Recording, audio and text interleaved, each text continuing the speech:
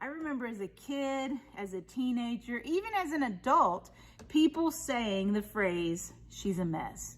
Oh, she's such a mess. She's just a mess. And really now as an adult, I find myself saying that same phrase about other people. They're just a mess. He's a mess. She's just a mess, such a mess. Never at all meaning it to be negative. Actually, I'm usually referring to something that they said or did that was funny or humorous, or maybe they really were just a mess. I feel like a mess. I feel like I'm a walking, talking mess most days. My kids can be messy, relationships can be messy, work can be messy, life can be messy. If we look at the life of Rahab, she comes onto the scene in the book of Joshua, 2nd chapter, and she is a prostitute. And that's a scandalous profession, but that doesn't stop God from using her to protect the Israelite spies that Joshua sends into the city to scout it out. In fact, her past doesn't keep God from not only using her in this situation, but also it doesn't stop him from using her in the lineage of Jesus. Whoa, I mean, like, that's crazy cool. Then in Hebrews chapter 11, it lists out the great heroes of faith.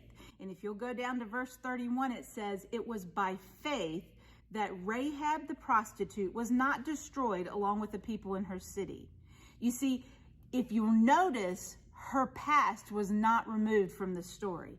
In fact, none of our pasts are removed from our story. No matter where we've been, no matter what we've done, no matter what mess we find ourselves in, God can use it for his glory.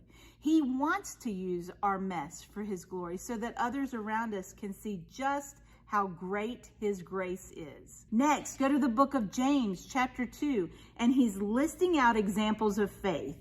And it lists Rahab, the prostitute, who was shown to be right with the Lord by her actions. God is again making a point to mention her past and the mess that she came from. And Rahab allowed her past to be changed through her faith. And then God took that mess and made something beautiful out of it. It doesn't matter what our pasts look like. It doesn't matter how many mistakes we've made. It doesn't matter how messy our lives were or even are.